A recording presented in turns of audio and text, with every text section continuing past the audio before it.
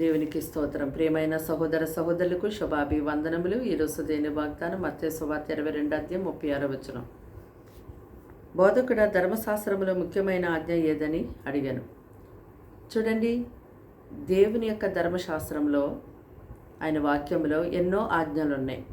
అయితే ధర్మశాస్త్ర ఉపదేశకుడు ప్రభువైన యేసుక్రీస్తు వారిని శోధించుచు అడుగుచున్నాడు కదా, బోధకుడా ధర్మశాస్త్రములో ముఖ్యమైన ఆజ్ఞ ఏది అన్నప్పుడు అతనితో ప్రభు అంటున్నారు కదా, నీ పూర్ణ హృదయంతో, నీ పూర్ణ ఆత్మతో, నీ పూర్ణ మనసుతో తండ్రి అయిన దేవుణ్ణి ప్రేమించటమే ముఖ్యమైనది, మొదటిదినైన ఆజ్ఞని సెలవిచ్చారు.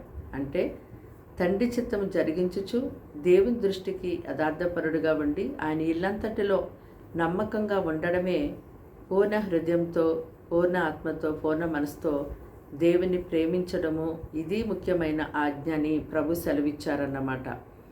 కాబట్టి క్రీస్తును ధరించుకున్నటువంటి ప్రతి ఒక్కరూ ఈ యొక్క ఆజ్ఞను తప్పనిసరిగా గైకొనేవారిగా ఉండాలి. ప్రార్థన. దేవానికి వందనములు, స్తోత్రాలు, స్తుతులు చెల్లిస్తాం తండ్రి. ఈ సమయమందు ఈ మాటలు వింటున్న నీ బిడ్డల్ని మీ రక్తంతో కడిగి పరిశుద్ధపరచండి. వారికి వారింటి వారికి నీ రక్షణ కలిగించేయండి. ఇదిగో ప్రభా నాయన, వారింట్లో అయ్యా ఉన్నటువంటి ప్రతి శోధన తొలగించండి. సాతాను శక్తుల ప్రభావమును దూరపరచండి. పరలోక సన్నిధి వారి గృహంలో ఉంచండి. అయ్యా కీడు శోధన పని తప్పించండి. అనారోగ్యమును ముట్టండి, స్వస్థపరచండి.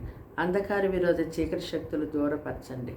అయ్యా వారికి ఉన్న ఆర్థిక ఇబ్బందుల నుంచి వారిని విడిపించి సమృద్ధితో వారిని ఆశీర్వదించండి. పిల్లలు ఎగ్జామ్స్ రాస్తున్నారు ప్రభా, జ్ఞానం, తెలివి, ఆలోచన దయచేసి అయ్యా వారికి ఎంతగానో ఎగ్జామ్ అంతట్లో కృప చూపించండి. అయ్యా ప్రతి ఎగ్జామ్లో వారికి సహాయం చేయండి. వారి ప్రయాణం విషయంలో, వారి ఆరోగ్య విషయంలో అయ్యా తండ్రి వారికి తోడుగా ఉండమని ప్రార్థిస్తున్నాం తండ్రి. వీళ్ళందరినీ కూడా దీవించి వారి మంచి మార్కులతో పాస్ అవ్వడానికి సహాయం చేయండి.